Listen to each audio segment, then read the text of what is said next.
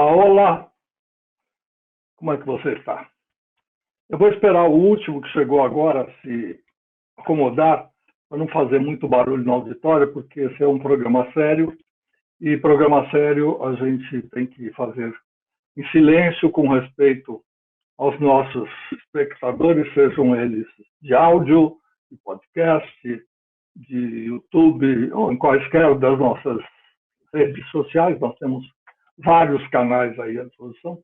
E porque hoje é um dia especial, eu vou tentar mudar um pouquinho a seriedade do nosso cenário, esse layout que é todo muito sério, né? E eu vou colocar aqui vou tentar, porque é a primeira vez que nós vamos fazer isso. Então, vou colocar aqui balões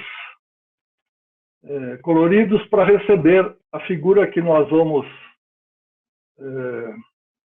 convidar para vir aqui, contar um pouco da sua história. Produção, cadê os balões coloridos? Por favor. Agora sim. Obrigado. Então, nós vamos conversar com um frustrado engenheiro químico, e ele não é sozinho, eu também sou, por isso que eu estou citando essa particularidade. Eu não sei como classificar, eu não sei se eu chamo de jornalista, de radialista, de ator, de redator, de produtor, de diretor ou de cafeicultor. Vem para cá, Oscar Pardini.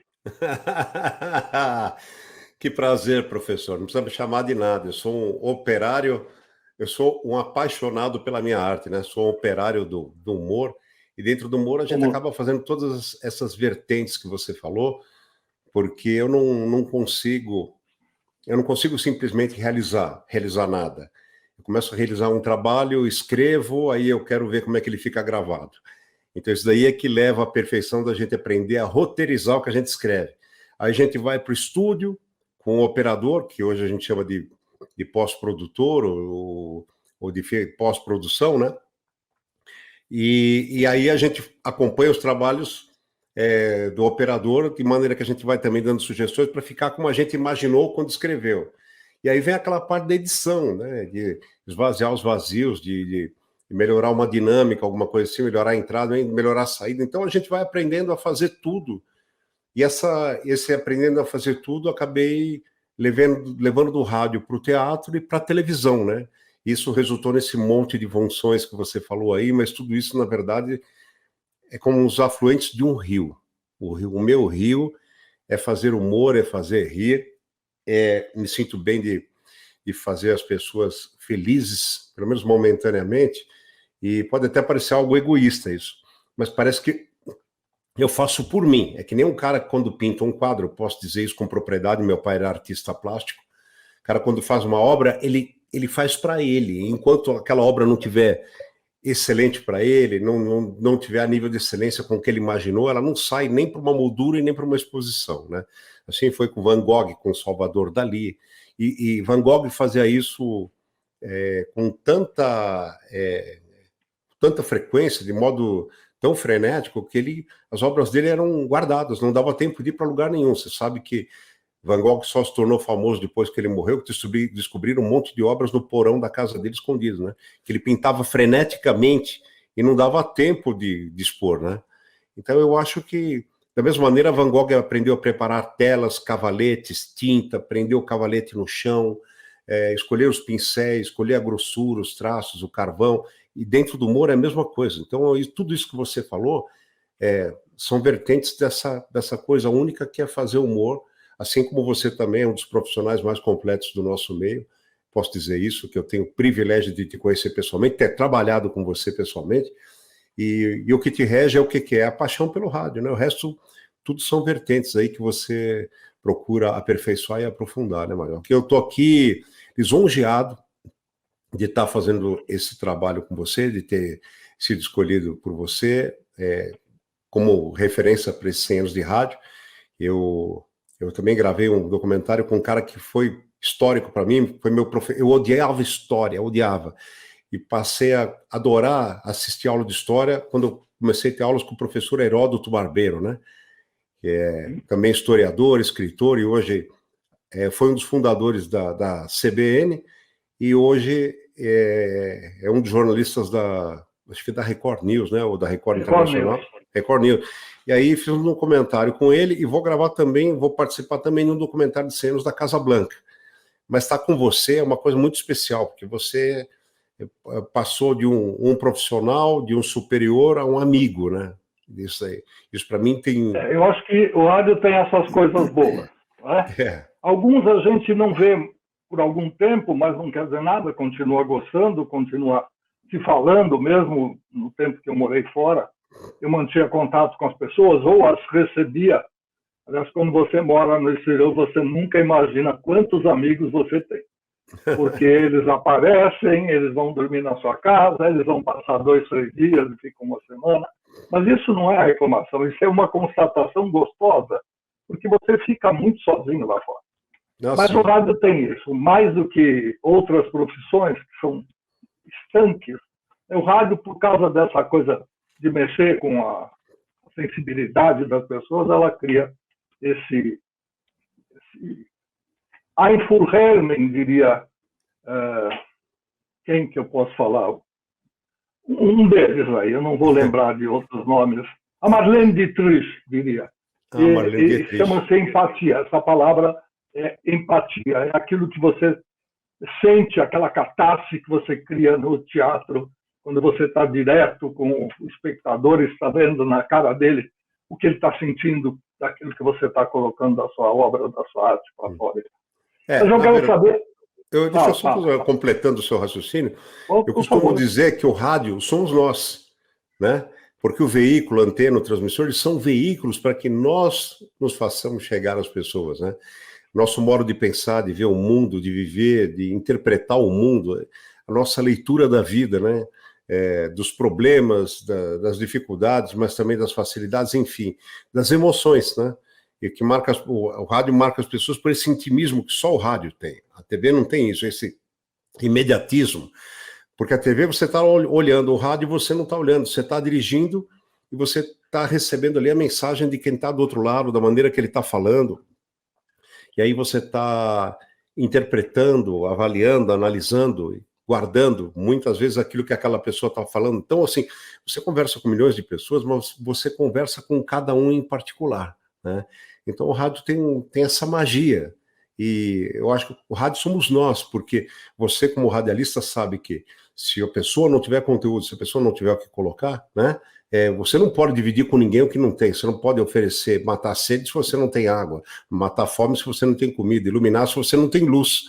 Então o rádio, ele faz com que a pessoa divida com o próximo o que há de melhor em si mesmo. A estação de rádio, com todo respeito à tecnologia, antena, né, são ferramentas que nos transportam até outras pessoas, mas eu costumo dizer por isso que o rádio somos nós, é a chance de cada um de nós ser si mesmo para milhares de pessoas. Eu acho que o rádio tem, entre outras coisas, só que você colocou aí o para Disney World, o rádio tem uma coisa que é a magia. E essa magia permite que você pinte os quadros, os cenários, as pessoas, do jeito que você quer, do jeito que a sua imaginação ajuda. A televisão, como você bem disse, você fica fixo, direto, olhando para a tela, e aí é aquilo.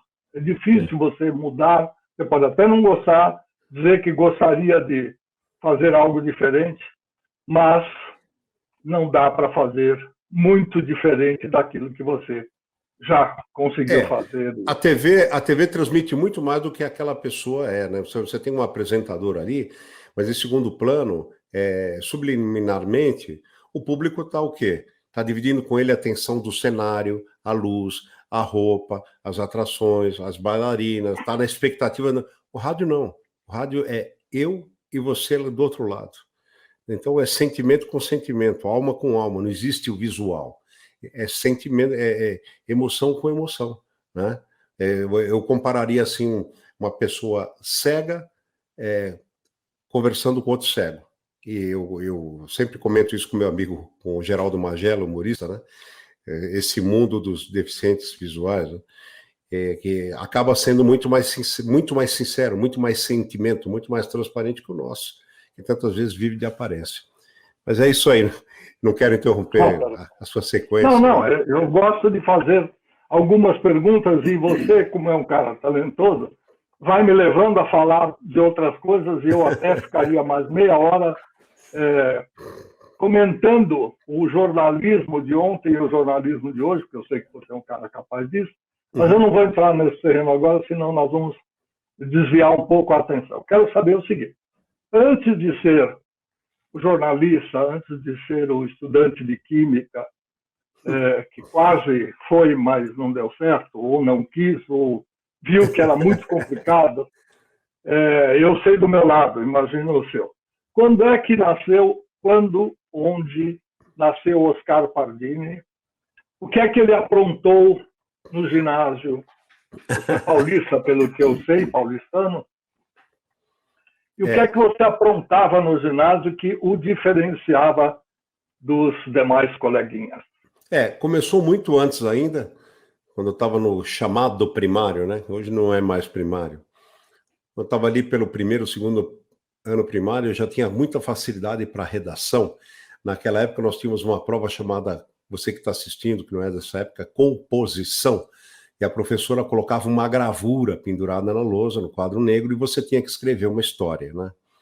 E eu era sempre um dos primeiros a entregar a história, e era sempre uma das histórias com menos erro de português, e com conteúdo, eu não digo isso sem pretensão, eu só estou lembrando orgulhosamente que os professores diziam, que eram as histórias mais legais, eram as notas mais altas, histórias mais diferentes, né? E tive uma professora chamada Dona Chiquita, e ela ficava fascinada, assim, com o lance da redação, composição. Tinha duas modalidades. Tinha essa que era a composição, que colocava um quadro na lousa, era uma gravura, e você tinha que criar uma história a respeito.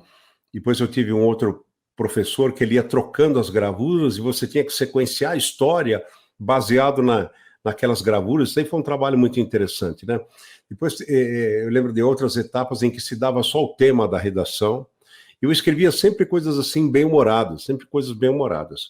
E aí eu tive uma professora que é atriz, trabalhou na novela Meu Pé de Laranja Lima, que passou na Bandeirantes há muitos anos, e ela não faz mais teatro, ela está aposentada. Ela se chama Lucélia Machiavelli, com CH e 2 L's.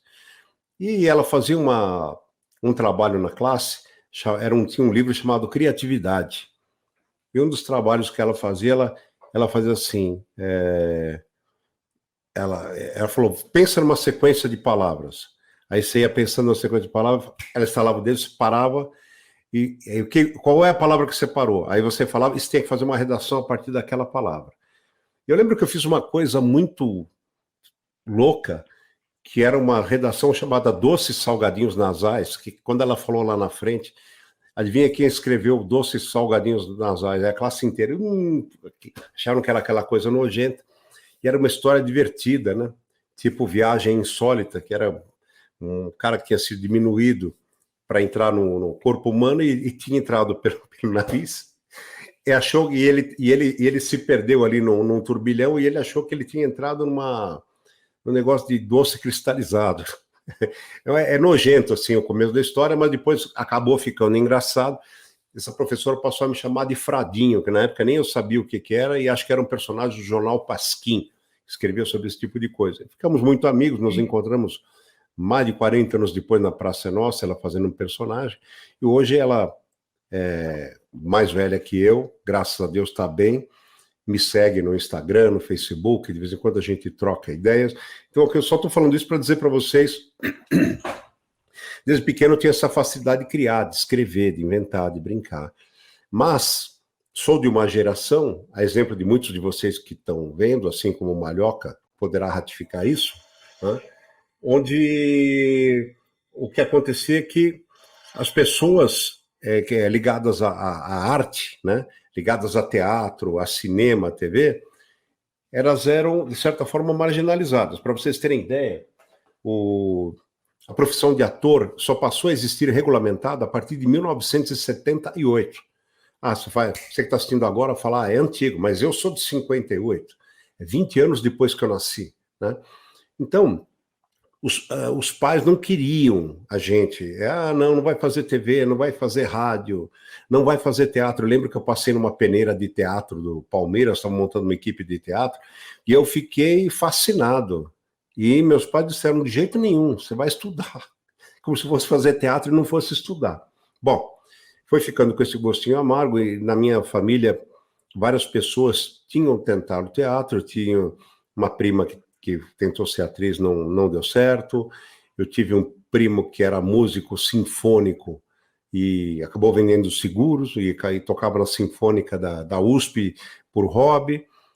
Tive 2 tios que foram diretores do Teatro Municipal de São Paulo, o Flávio e a Raquel. E o único primo meu que se deu bem foi o primo que veio para o teatro, para a teledramaturgia, praticamente com a história da TV. Ele chegou chegando com a TV, que é o Fulvio Stefanini, que é primo do meu pai. O resto, ninguém tinha dado certo. Existia realmente uma rejeição muito grande, né? Uma resistência, vamos falar melhor. E eu mesmo ficava inseguro. Quando eu fui fazer cursinho, Marioca, 1979, mais ou menos, no Objetivo, eu era o palhaço do cursinho, evidentemente, não preciso falar nada para você. Eu ia muito bem de física, de química, de matemática, de física ótica, né?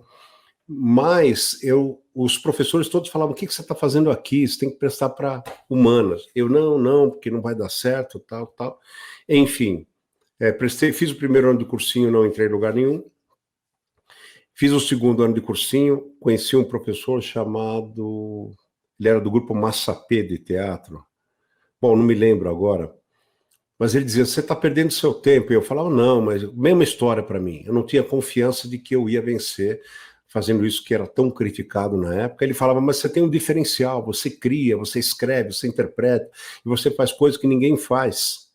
E aí chamava-se Joel, professor de literatura. Aí eu falei, bom, fiquei com aquilo na cabeça, mas não adiantou. Eu prestei matemática na PUC, prestei análise de sistema na FASP, primeira turma dessa especialidade em São Paulo, Faculdade de Administração de São Paulo, e prestei engenharia química na Oswaldo Cruz, na Barra Funda. Peguei as 3 e resolvi fazer engenharia química na Oswaldo Cruz. Só que desde antes da engenharia química, quando eu trabalhei como metalúrgico, quando eu trabalhei como secretário executivo do Rotary Club do Brasil, fui secretário executivo da governadoria, enfim, durante todo o tempo, eu me apresentava na noite. A molecada hoje acha que inventou stand-up. E no final dos anos 70 e começo dos anos 80, eu me apresentava na noite. Eu ia na noite, cantava, contava piada, fazia paródia, e era um sucesso. Fazia imitação, não tinha ninguém que fazia isso daí, ninguém. Eu era uma novidade, assim, totalmente diferente dos crooners na época, que chamava, que eram os caras que tocavam. Então, todo mundo tinha música e de vez em quando aí os barzinhos começaram a me chamar. Fiz o Barbadinhos, fiz o Morena Bar, fiz o Snug Bar, fiz o Sino, fiz o Morena, fiz o Quincas Borba na Henrique Schalman há muito tempo, fiz o La Sorella da Avenida Ibirapuera, enfim, eu fui para Santos, fui para todo lugar, e ia me apresentando assim, na noite, fazendo coisas assim, e quando eu já estava na faculdade de Engenharia Química, fui convidado por um amigo já saudoso chamado Onofre Miranda, e ele fazia um programa sobre esporte amador na Rádio Boa Nova de Guarulhos, né? Eu não me lembro agora a frequência, se era 1400, 1410. Rádio Boa Nova de Guarulhos, ficava lá no Morro do Picanço. E aí eu comecei a participar, eram coisas de futebol, e eu fazia um repórter chamado Repórter do Orelhão, que eu entrava por telefone, fazendo imitações, brincadeiras, e começou a fazer um sucesso naquela região de Guarulhos, e eu comecei a ficar entusiasmado. Aí o Onofre falou assim para mim, você tem que trabalhar comigo, você tem que vir gravar mais coisas, só que você tem que ter a DRT, você tem? Eu falei, não, estudo química. E aí, só tinha, em 1980, 81, só tinha 2 maneiras de você ter a sua regulamentação profissional como radialista. Para você que está assistindo e entender, radialista não é quem trabalha em rádio. A categoria de radialista cobre rádio, TV, apresentação, locução, edição, apresentador, animador, técnico de rádio, técnico de vídeo, tudo isso pertence à categoria de radialistas. E eu tinha que tirar a regulamentação. Você só podia ser um radialista se você fosse bacharelado em comunicação ou se você fizesse um único curso do Brasil, que era ministrado pela Escola do Carmo, na Ponta da Praia. Tinha 60 vagas e vinha gente do Brasil todo para fazer esse curso. E você era avaliado da seguinte maneira: tinha uma bancada, que nem aquele filme Fama, e você entrava numa cabine. Os professores eram Vicente Aires e Walter Sampaio, ex-diretores da extinta TV Excelsior. Tinha a Raquel, que era uma fonoaudióloga, tinha uma professora de português, enfim, tinha uma bancada muito qualificada, e você entrava na cabine de rádio, te dava um texto e falava, leia como notícia. Aí o mesmo texto depois fala, leia como comercial. Agora leia comentando, tá? Agora você vai falar assim, agora você vai ler até a metade e faz de conta que você está lendo na TV, a hora que a gente der sinal aqui, você tem que continuar o texto, continuar a falar sem olhar o texto. Então era uma série de coisas, né? E eram 60 para vagas. Eu entrei em segundo lugar nesse curso, saí em primeiro com a minha regulamentação. Ali eu conheci Vânia Sarmento, que era produtora do saudoso apresentador Flávio Cavalcante. Ficou louca comigo lá, me levou para o Flávio Cavalcante, e eu comecei a participar de alguns programas do Flávio, e fui para a final do Festival Nacional de Humor, e o Flávio Cavalcante ficou doido comigo também, porque naquele tempo não tinha ninguém, estou falando de 1981, não tinha ninguém que fazia as coisas que eu fazia, né? E o Flávio, aquele jeito dele, falou, você vai fazer parte da minha caravana, um rosto novo, jovem, é muito bom, eu preciso. A caravana era ele, Nair Belo, Ari Toledo, Elô Pinheiro, eu não me lembro quem mais. E quando o Ari Toledo não... Eu ia me revezar com o Ari Toledo, na caravana dele, né?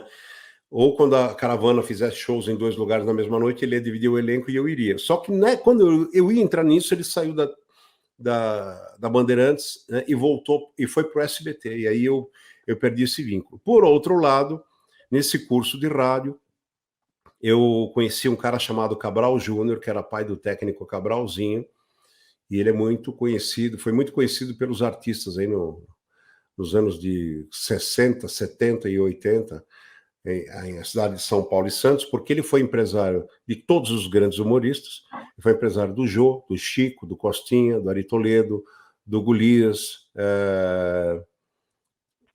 do Juca Chaves, e lamentavelmente ele ganhou muito dinheiro e perdeu tudo com o jogo. Nessa época, quem me apresentou para ele foi o professor Vicente Aires, da escola também de rádio que eu fiz, numa noite em que o Vicente Aires falou assim para mim, se eu arrumar um show na Concha Acústica de Santos, você faz? Eu vou te dar uma surpresa lá, vou levar um cara lá. Falei, faço. Ele marcou o show na Concha Acústica, eu fui lá todo tímido, que a praia estava muito cheia, e a Concha Acústica, embaixo dela tinha um camarim. Quando acabou o show, o professor Vicente Aires desceu comigo e tinha um cara que eu achei que era português, mas não era santista, era o Cabral Júnior. E ele falava assim para mim, oh, menino, tu és muito bom, tu vais ganhar muito dinheiro comigo, vamos agora. Aí, no mesmo dia, numa noite, ele me botou no carro e ele tinha as orquestras que tocavam em Santos. Eram orquestras pequenas, né? Silvio Mazuca, Maestro Tabajara, Orquestra do Tabajara, eram as 3 maiores orquestras do Brasil. E naquela noite as 3 estavam tocando em Santos. Uma no Clube Sírio, uma na Internacional de Regatas e outra no Clube de Regatas Santista. E ele falou, tu vais comigo? Tá. Aí ele me punha no intervalo da orquestra, ele colocava, está aqui Oscar Pardini, humorista da família brasileira. Aí ele falava assim para mim que era para não falar palavrão e não me entusiasmar. Ele falou, faz aí um pouco do Papa, faz Juca Chaves, faz o Ibrahim Suede, cala a boca. Se vão aplaudir ou não vão, você cala a boca e não continua. Que é para eu ter gancho. E é assim, cara. E assim fomos. Naquelas 3 noites a gente já fechou 3 shows. Depois eu viajei um monte com ele, com esse Cabral Júnior, e pelo interior de São Paulo. E me apresentava na noite também. Então, cada vez mais eu fui pegando aquela autoconfiança. E um dia eu entrei meio que numa crise existencial. lembrei muito daquele meu professor de literatura, né, do cursinho, falava, pô, ele tinha razão. Cheguei para os meus pais e, achando que eles fossem ficar tristes, eu falei, olha, eu tomei uma decisão, eu vou prestar comunicação, e se eu pegar, eu vou seguir. Se eu não pegar, e se eu pegar, eu tranco a engenharia química. Se eu não pegar, eu sigo, né? E eles me apoiaram integralmente. E naquele ano, sem cursinho, ironicamente, era o primeiro ano do curso de rádio e TV no Brasil. Eu peguei a primeira turma de rádio e TV na FAAP, peguei a primeira turma de rádio e TV na USP, que eram 50 vagas, e peguei jornalismo na Casper Libero. A FAAP era de manhã, a USP era de tarde, e a Casper era de noite. Nem na USP, nem na FAAP eu consegui passar para de noite. Como eu tinha que trabalhar, eu sempre trabalhei desde os 13 anos para me manter, eu optei pelo jornalismo na Casper Libero. Paralelamente eu fiz o curso de inglês, e nessa época comecei a me intensificar na apresentação na noite, e todas as coisas que tinham na faculdade me chamavam para apresentar, e os artistas iam fazer shows, eu abria o show dos artistas, etc. Nessa época, eu conheci na faculdade a Ângela, não me lembro o nome dela agora, mas ela era vizinha do então apresentador da TV Bandeirantes, Rafael Moreno, do Telejornal, e ela me levou na casa dele para fazer as brincadeiras, para mostrar, ele ficou louco, e ele chegou lá para o Esteban San Girardi, fazia o show de rádio na Bandeirantes, e falou, Sanja, tem um cara, moleque aí excepcional, ele escreve, cria e imita muito, e também tem os personagens. E eu, curiosamente, já tinha 2 vezes tentado ir para o show de rádio na Jovem Pan. Era a grande referência de quem queria fazer humor, era ouvir o show de rádio. Só que aquela coisa que a gente ouve, é fã, quando a gente vai fazer o teste, quer mostrar que é fã. Chega lá, faz as mesmas coisas. E aí o Rafael Moreno arrumou um teste com um cara chamado Gerson Teixeira, já saudoso, operador lá da Bandeirantes, né? E eu fui lá e gravei um teste, descomprometidamente, e quando acabei o teste, o operador estava impressionado, chegou para mim e falou, menino, quem que escreve essas coisas todas? Eu falei, não, sou eu que escrevo. Ah, mas você que cria, escreve? Eu crio, escrevo, faço show. Nossa, muito bom e tal. Aí, assim, moral da história, esse Gerson Ferreira, ele fez o San Girardi ouvir o teste, e o melhor cara da equipe Show de Rádio, que era um programa de humor que vinha após as rodadas de futebol, chamado Ciro Jatene, que até hoje é um dos caras, nossa, mais sensacionais de imitação, perfeccionista nisso, né? Ele era o principal do Show de Rádio, só que ele estava saindo. E aí eu entrei no lugar dele, pelas coisas que eu fazia. E aí o San Girardi, o Estevam San Girardi falou assim, bicho, falar para as pessoas, esse aqui é o novo Ciro, é o Pardininho, né? E o San Girardi passou a ter um carinho por mim, tão grande, que eu morava perto dele. E eu ia para a casa dele, eu tinha um Fusquinha, eu ia para a casa dele, deixava o carro lá, e ele falava, não, você vai comigo.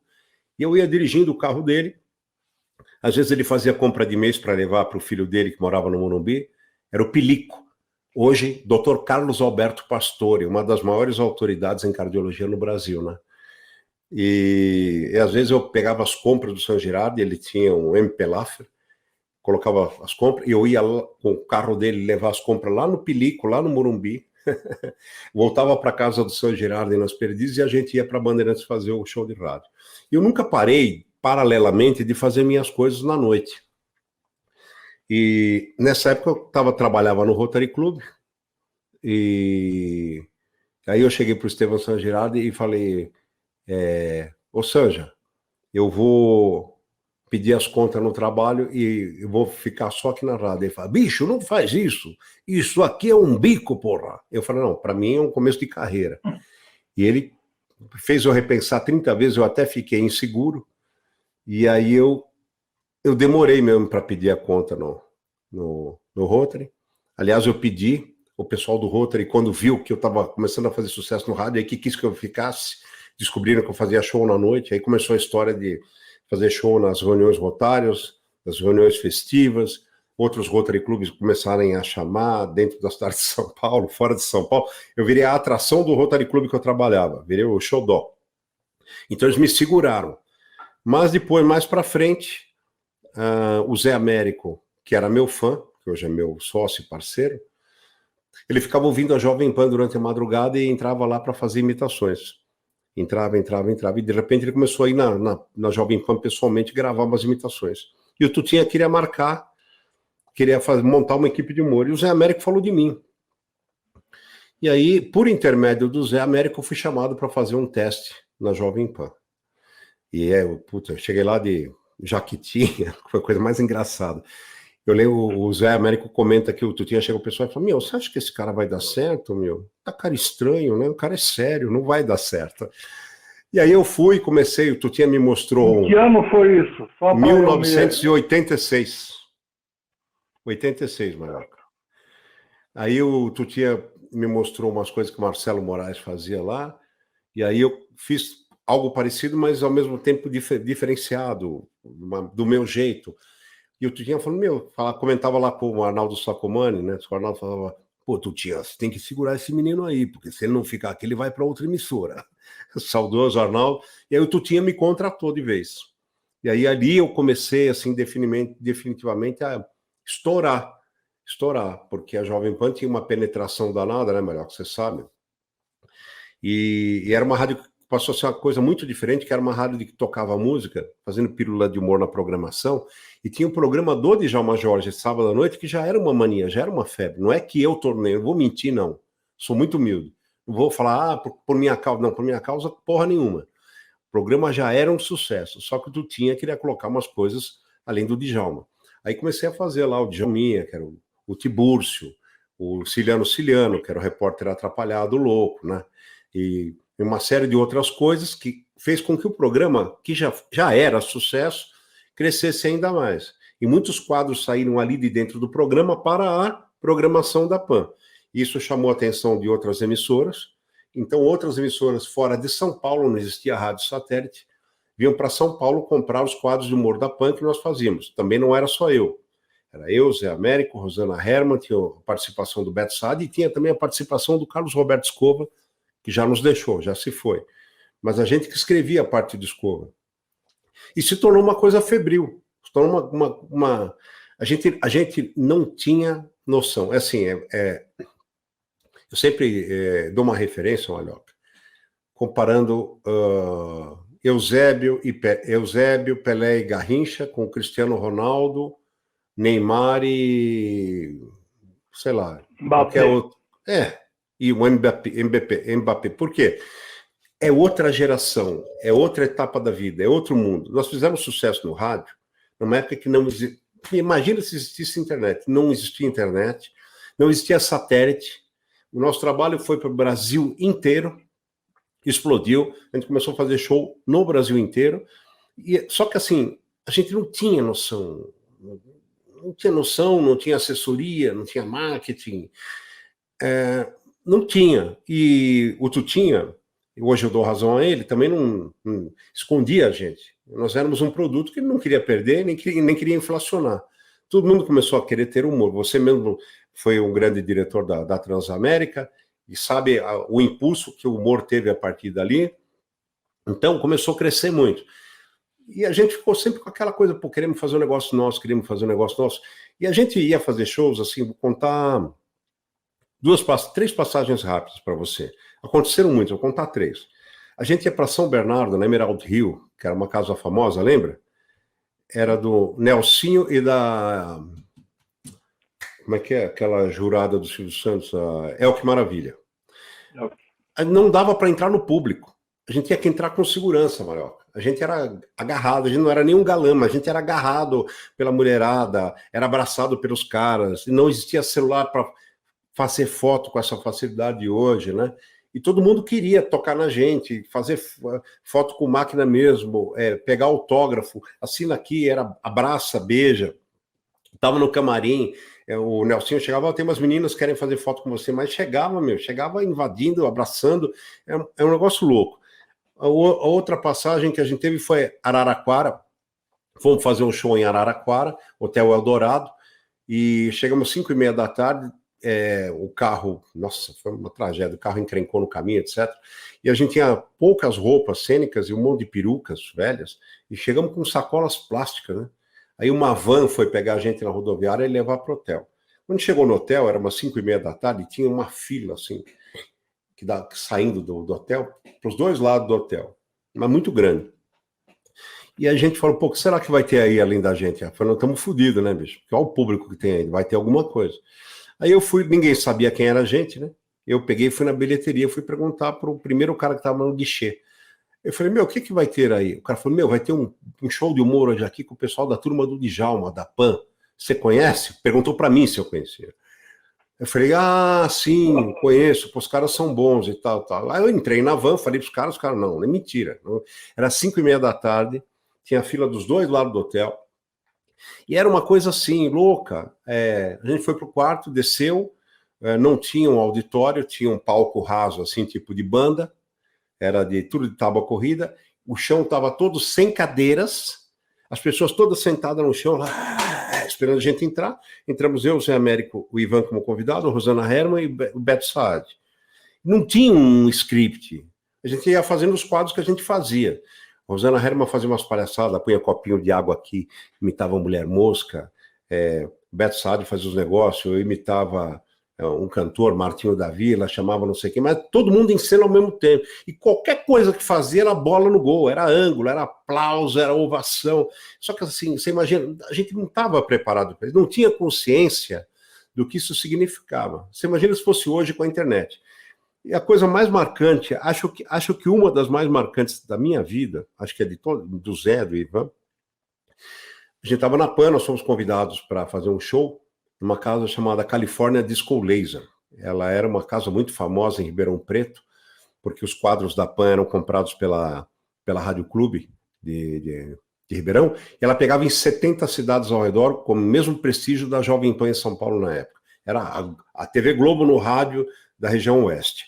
Bom, chegamos sem noção nenhuma também lá, fomos fazer o show, desembarcamos, fomos de ônibus, desembarcamos na rodoviária, com saco de plástico na mão, com peruca, tudo. Aí chega o cara lá, com um Escort XR3, conversível, que era o carro do ano, e chamava-se Wilson Vesse, era o tio do famoso locutor Hamilton Banana. Ele se apresentou, falou, sou o dono da casa e tal. Aí ele pôs a gente no melhor hotel que não existe mais, em Ribeirão Preto, que era o King, e ele perguntou assim pra gente, vocês querem ficar com a chave do carro? A gente um olhou pra cara do outro e falou, não. Imagina ficar com a chave de Escort. Não, fica aí para vocês dar uma banda na cidade. Comprei essa semana o carro, é legal para vocês, vai ser bom para mim. A gente não, imagina, o cara deu a chave, era o carro top do Brasil. Claro que a gente não pegou. A gente foi pro hotel. Quando é de tarde, o Wilson liga para a gente e fala assim, tô vendo aqui uma maneira, como é que vocês querem chegar na Califórnia? De carro do Corpo de Bombeiros ou vocês querem uma outra forma? Não, a gente deu risada, né? Eu fiquei Corpo de Bombeiros. Eu falei, não, vocês não sabem como é que vocês estão aqui. Eu quero fazer um negócio que é importante para mim. Vocês vão dar uma andada na cidade antes de chegar na minha casa, em cima do carro do Corpo de Bombeiros. Eu vou botar o som, vou botar a faixa lá, a turma do Djalma, a galera da Jovem Pan. Eu falei, não, pelo amor, a gente morrendo de vergonha. Mas a gente achou meio que era mentira também. Porque o tio do Banana, né? A gente falou, Banana deve ter cantado um galo aí na orelha do tio e tá zoando. Quando foi de noite, o Wilson veio desesperado, ligou pra gente não tinha essa história de pontualidade, tava tomando banho, ele achou que a gente já tinha jantado, ele ainda esperou a gente jantar tudo, e aí ligou, acho que 2, 3 vezes, na terceira vez ele falou, vocês têm que ir embora agora para lá, cara, eu tô desesperado, vão quebrar a casa. Como assim? Ele falou, porque cabem 2.000 pessoas, tem 2.500 dentro, e tem um mundo do lado de fora que não vai entrar. Então, a gente tem que justificar para fazer um segundo show. E aí, o Wilson falou, vocês se importam de ir num camburão? De novo, a gente achou que era mentira, mas não era. Era aquela viatura preta e branca da Polícia Civil, era um camburão, uma C-14, uma veraneio. Nós entramos todos atrás do camburão, e ele foi voando para a Califórnia, encostou a perua, abriu atrás tinha uma plataforma que nem de entregadora de carga, nós descemos por trás, já atrás do palco, era um pé direito baixinho, já tinha as cortinas na frente, e o Wilson estava desesperado, falou, começa, pelo amor de Deus, e o pessoal batendo palma, e a gente colando as adalhas, que eram as nossas marcações de texto, tinha assim que nem um bandô de cortina assim do lado de dentro, parte alta da cortina do palco, e a gente colando ali os sulfites com algumas palavras de ordem de texto escrito com pincel atômico para fazer o show. E o Wilson entrou umas 3 vezes desesperado. Vamos começar, que os caras vão... já não dá mais. Abriu do jeito que estava, mas assim, foi a mesma coisa que em Araraquara. Abriu já sob aplauso, sobre vibração e tal, e qualquer coisa que a gente falava, gente, não sei o que lá, qualquer coisa que falasse era fenômeno. Qualquer coisa que falasse, assim, você quer ver o Frank Sinatra, o que ele cantasse, você vai aplaudir, você quer ver o Frank Sinatra. Então era uma coisa, a gente não estava preparado para isso, eu não canso de repetir, porque todo mundo fica inconformado como é que a gente não ganhou o dinheiro que a molecada ganha hoje. Não existiam os meios que tem, Marioca. Então por isso que eu comparo a geração de Eusébio, Pelé e Garrincha com Cristiano Ronaldo, Neymar e Mbappé, entendeu? É isso que a gente viveu. Então a gente viveu uma glória quase anônima, psicologicamente, a gente não estava preparado para aquilo tudo, né? Aí passaram-se 2 meses, o Wilson voltou à carga com a gente, o cara da Califórnia, veio buscar a gente em São Paulo, vamos fazer outro show? Vamos. Aí olha o que aconteceu, a gente foi em 2 carros, eu tinha um Corcel 2, o meu carro fundiu no meio do caminho o motor, aí a gente passou todo mundo pro Del Rey do Beto Saad, e a gente se perdeu. Lembrando que não existia GPS, não existia celular, pica nenhuma disso aí. Não existia navegador de nenhuma espécie. A gente se perdeu, errou o caminho, e em vez de ir pela Anhanguera, acabamos pegando a Castelo, aí sugeriram um atalho, a gente passou no meio de um canavial, quilômetros no meio de um canavial, final de tarde, aquela enceitaiada no para-brisa, fazendo aquela maçaroca, jogando água, não podia abrir o vidro, imagina você passar no meio de um canavial, 6 horas da tarde no verão não, na região do oeste, que é quente, né? Bom, atravessamos tudo, chegamos, claro, atrasados. E chegamos na cidade e o Wilson estava desesperado, a gente não foi pro hotel, a gente foi direto para a Califórnia Disco Laser. E foi a mesma história, a casa estava chapada, estava estrumbada, e a gente falou, não, Wilson, vamos aqui, fica tranquilo, relaxa. A hora que a gente estava se trocando a roupa do corpo ali em cima do palco, o Wilson entra por trás e fala, gente, só um detalhezinho, não é o mesmo show, né? A gente olhou um para a cara do outro, é evidente que era o mesmo show, o Malhoca. Você não prepara um show novo de 1h30 em 2 meses. 1h30, para você juntar coisas de 1h30, você leva meses, né?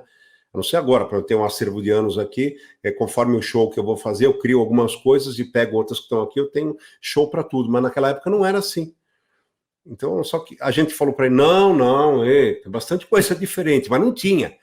Aí faltava 10 minutos para entrar, a gente desesperado sentou no chão, escreveu umas coisas rápidas, colou as adalhas lá, mas não teve problema nenhum, cara, porque o Wilson falou, que muita gente que está aqui voltou para ver. E o pessoal que é inédito é a menor parte. Então, a maior parte é a galera que veio para ver de novo. Só que assim, foi a mesma história, Marioca. A gente improvisou pra caramba, o que a gente fez? A gente brincou mais com o público. Então, a gente colocava um casal para fazer declaração de amor, colocava outro casal para fazer declaração de amor, fazia a galera julgar, dava prêmio, aí quem perdia a gente dava uma tarefa, entrevistava como o Silvio Santos, punha a música, fazia o cara cantar no karaokê, então virou meio um programa de auditório.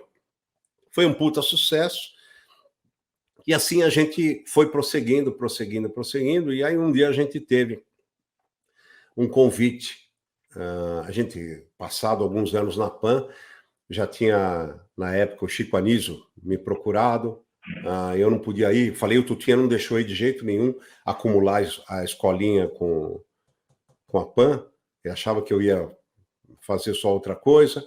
O Walter Avancini tinha um estúdio chamado Estúdio A, que é o mesmo nome do motel, né? Que era Avancini. Chamou também, queria fazer um programa, Newton Travesso queria conhecer a gente, o Tutinha escondia.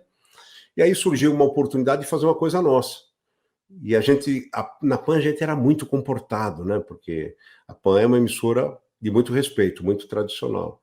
E a gente era uns moleque velho. Surgiu uma vaga na Band FM, 6 horas da manhã, o cara que era da PAN foi parar como coordenador da Bandeirante, João Carlos Ribeiro Joca, patrulheiro Joca. Além de coordenador, ele começou a fazer o Hora do Ronco, que até hoje é sucesso, com Pedro Luiz Ronco. E Aí o Joca um dia chegou pra gente e falou, ó, eu tenho um horário para vocês fazerem. Aliás, o Zé já tinha saído da PAN, tá? A Rosana também, só tava eu. E o Zé já estava fazendo umas participações no programa do Ronco, usando o Ivan, que era do show de rádio ainda. Estavam os dois juntos. Aí o Joca chegou para o Zé, e o Zé chegou para mim, não, conversamos, o Joca falou, vocês não vão querer fazer, né? A única oportunidade que tem, 6 da manhã ao vivo. A gente, o quê? Porra, todo mundo solteiro, morando com o pai, sem dívida, sem compromisso, por que não ia fazer? A gente foi com o pau batendo no teto, puta tesão. Chegava na rádio 5h15, 5h30 da manhã, acordava às 4. Chegava feliz da vida. E para quem acha que o Pânico na sua geração foi um programa contundente, não viveu a época do Café com Bobagem, que os divulgadores e gravadoras chegavam lá e falavam, meu, vocês têm merda na cabeça, vocês viram o que vocês falaram. Tomamos várias suspensões do Joca, do seu falecido João Jorge Saad.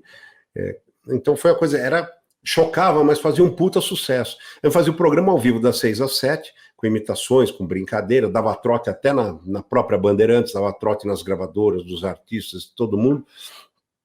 O programa virou um sucesso, começou a ter 2 edições, 6 da manhã e 6 da tarde.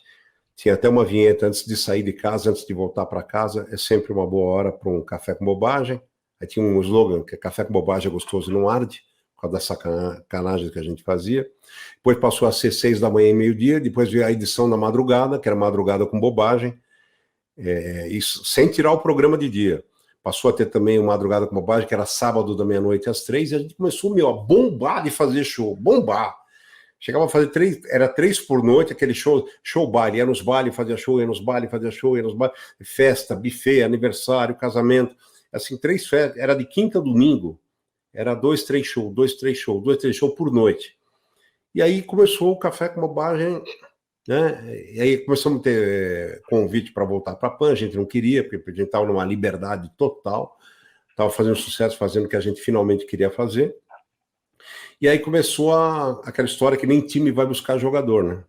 A gente saiu da Band, depois para Nova, da Nova para Transamérica a gente voltou para a Jovem Pan já como Café com Bobagem, da Jovem Pan a gente foi para a Nativa, da Nativa a gente foi para a Educadora de Campinas, que era uma rádio que pegava 70, 80 cidades daquela região, tipo cobertura com a qualidade de Jovem Pan, ficou 7 anos lá, viemos para a Transcontinental de São Paulo, ficamos 12 anos e meio, e agora a gente está num projeto muito grande, graças a Deus, e temos muito que agradecer a casa que a gente começou, o nosso berço, Bom Filho a Casa Torna, conosco aconteceu, né? A Bandeirantes tem no escopo dela a Rádio Play FM, que é extinta Sul América Trânsito, porque desde que surgiu o Google Maps e o Waze, os navegadores, essa rádio de trânsito, como tinha na Rádio Dia também, lá em Santos, no Rio, perderam a razão, né, de ficar orientando o trânsito. Elas ficaram muito mais lentas que os navegadores. Sul América Trans virou Play FM, uma rádio do Grupo Bandeirantes voltada para o público adulto 30+. Eles queriam uma atração contemporânea de humor, que tivesse história no rádio, tivesse a possibilidade de resgatar um público do rádio, que já não ouvisse mais rádio, que tivesse a ver com a filosofia. É uma rádio que toca música dos anos 70, 80 e 90, algumas dos anos 2000, e nos levaram com a condição de que a gente aceitasse também um contrato com a TV Bandeirantes, né? Então a gente veio para a Play FM faz 1 ano e meio, o Café com Bobagem se apresenta de segunda a sexta, da meio-dia às 2, é um grande sucesso dentro do público desejado. A frequência em São Paulo é 92,1 Play FM. Vocês podem também baixar no celular o aplicativo Band Play, e dentro do Band Play vocês acessam a Play FM e ouvem a gente em qualquer lugar, não do Brasil, mas do mundo, né? E de segunda, quarta e sexta nós temos entrevistados no programa. E quando a gente é entrevistado, o programa é também transmitido pelo YouTube, pela Twitch e pela página de Facebook do Café com Bobagem. Nos 3, o endereço é Café com Bobagem Oficial. E a gente vem seguindo com esse projeto, desenvolvendo paralelamente um projeto de TV, um programa de TV para Bandeirantes. Fomos muito bem recebidos de volta pela Bandeirantes, com muito respeito, com muito carinho, e com toda a competência do Betinho, que é o diretor, do Cláudio Visu, que é um veteraníssimo programador. A rádio é um sucesso dentro do público desejado. E a coisa que a gente mais ouve é, cara, eu não estava mais ouvindo rádio, eu não aguentava. Pô, vocês me trouxeram de volta. Pô, eu achei que o Café com Bobagem não existia. Para mim é o melhor programa. Eu paro o meu almoço para ouvir vocês. E é assim, tem uma fidelização enorme. É a rádio com o maior tempo médio do Brasil, portanto, da América do Sul. Tempo médio para você que está assistindo é o tempo que cada ouvinte fica, no mínimo, ouvindo uma rádio. A Play FM tem um tempo médio maior do que a CBN, que a PAN, que a Eldorado, que todas as rádios evangélicas. Acredite, o tempo médio é 3 horas e meia. É o mínimo que cada ouvinte da Play ouve a rádio. E na crista desse tempo médio está o Café com Bobagem, pico da rádio, da meio-dia às 2 da tarde. Não é uma rádio feita para ser terceiro, segundo, primeiro lugar. É uma rádio para alcançar o objetivo dela, que é resgatar um público que não ouvia rádio, reunir um público que gosta de sucesso.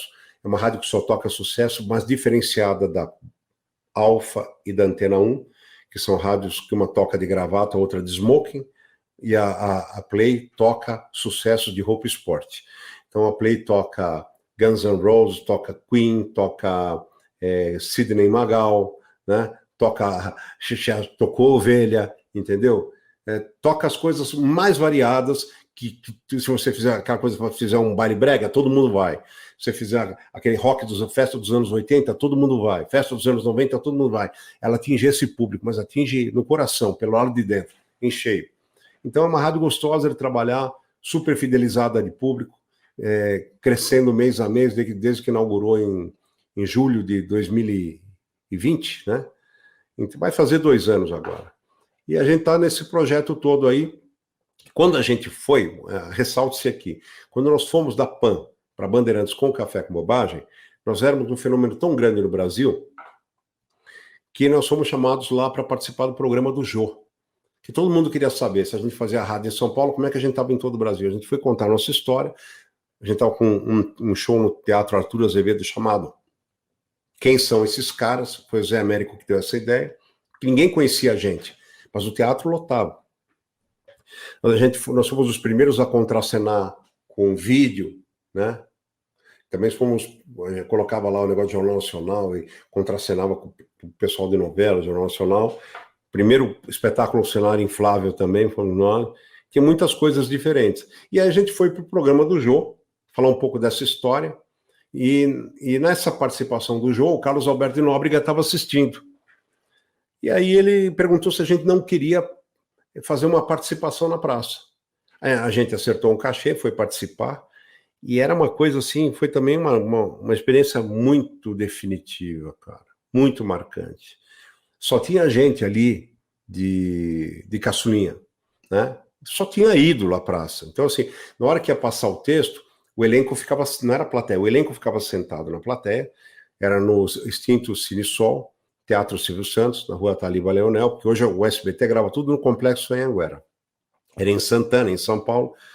E a gente chegou lá, não tinha nem posição para sentar, que era Golias, Moacir Franco, Lilico, Costinha, Rony Rios, o Viana, Maria Tereza, Murilo Amorim Correia.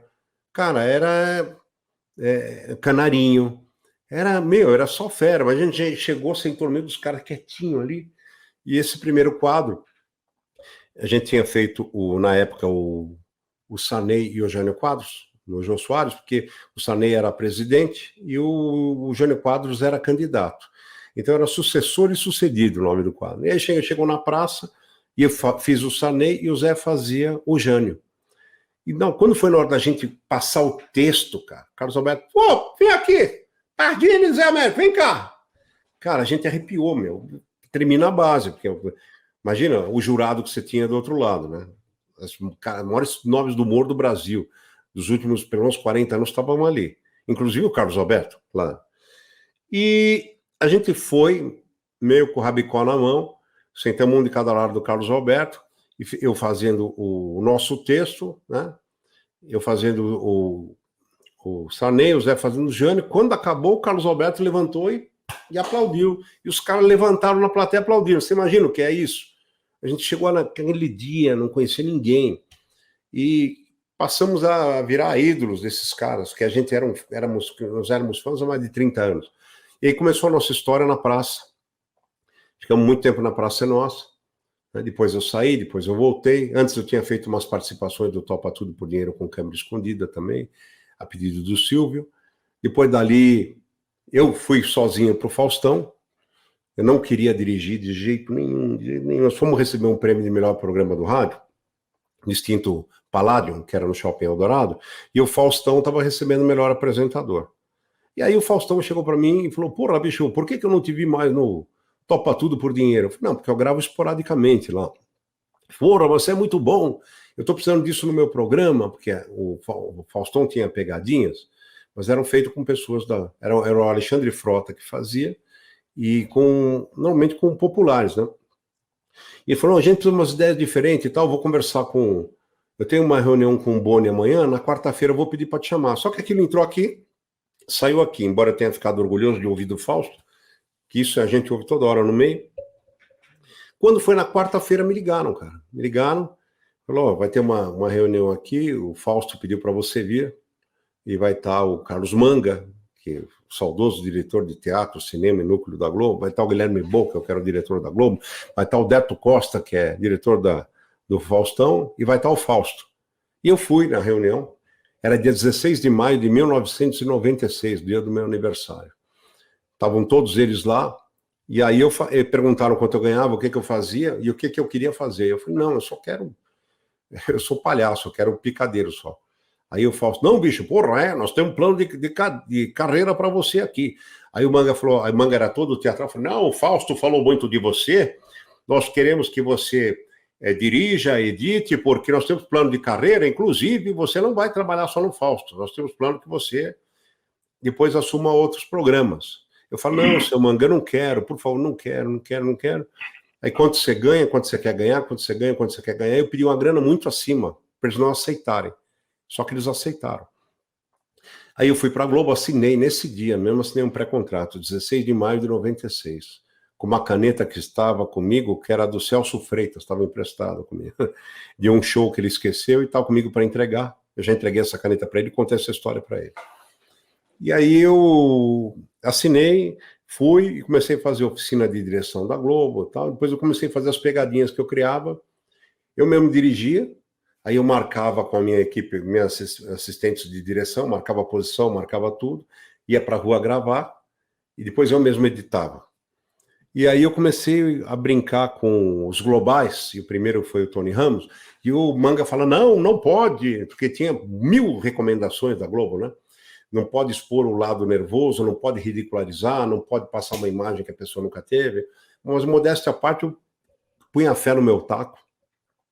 E aí peguei o Tony Ramos lá, fazendo um repórter totalmente desinformado, foi super bem. E aí o Manga ficou louco. Aí comecei a fazer com todo mundo lá, com um monte de gente na Globo, né? Fiz com o Paulo Altran, fiz com o Tarcísio Glória, fiz com o Otávio Augusto, fiz com o Estênio Garcia, fiz com o Reginaldo Rossi, enfim, cara, o Dercy Gonçalves, né? E depois o que acontece é que isso foi bom e foi ruim. Foi bom porque o Fausto, na hora de ler a ficha, falava roteiro Oscar Pardini, argumento Oscar Pardini, encena Oscar Pardini. Ele brincava, falava, na cozinha, no café, Oscar Pardini. Então, essa coisa marcou muito, né?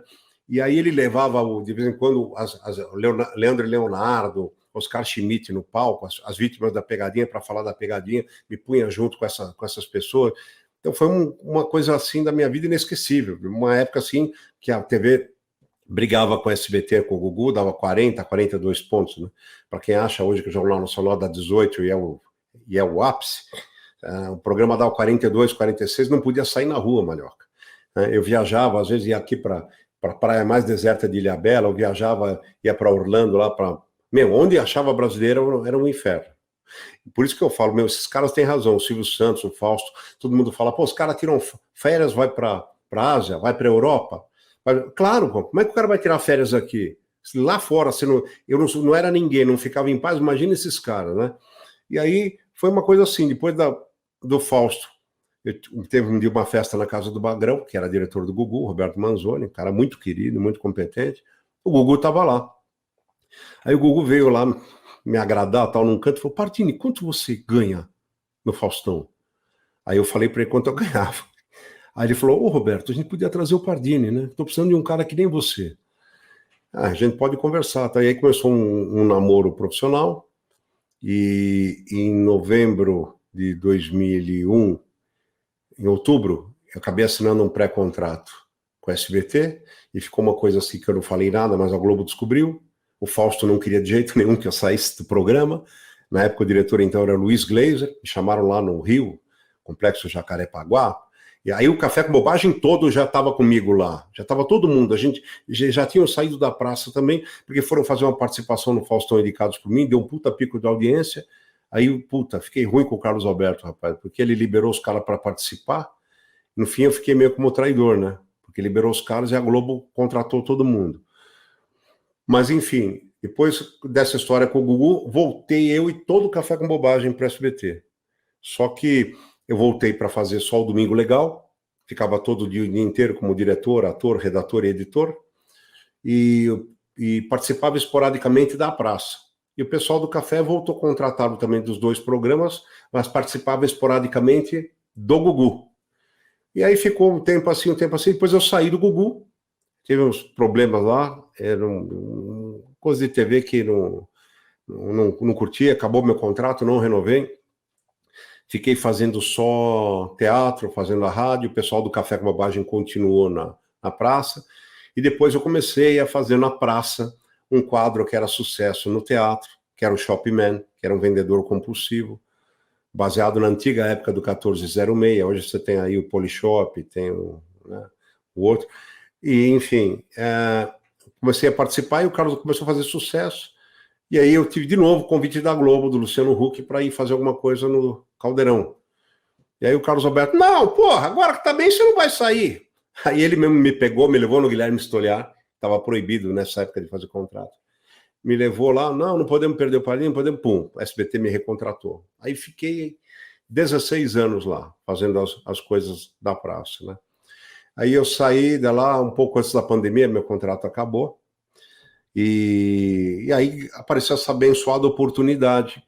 A gente estava na Transcontinental FM, o Café com Bobagem continuou na praça, meu contrato acabou, eles não renovaram. E aí em 2020, apareceu essa abençoada oportunidade, que parecia um sonho para a gente, né? A Bandeirantes chamou para a gente fazer a Rádio Play, desde que a gente assinasse também um contrato com a TV. Oscar Pardini, foi realmente muito gostoso. Eu vou deixar lá mais para frente, se houver a oportunidade, porque tem coisa que eu tenho vontade de perguntar, que eu quero tirar de você, de preferência num outro horário, para que você não esteja tão cansado, porque você trabalha o dia inteiro e ainda está aqui gastando no sentido de ocupando parte do seu tempo, que poderia estar descansando. Tá bom. Mas nós vamos fazer melhor. Você está intimado perante o público aí de testemunha a me chamar de novo. Beijo para vocês. Malhoca, beijo no coração pelo lado de dentro. Fique com Deus e até a próxima. Tchau, tchau. Este foi o talentosíssimo Oscar Pardini, meu amigo pessoal, meu amigo particular, mas também um dos grandes nomes que o rádio revelou e que hoje é teatro, é televisão e é muita coisa que vem por aí. Até mais.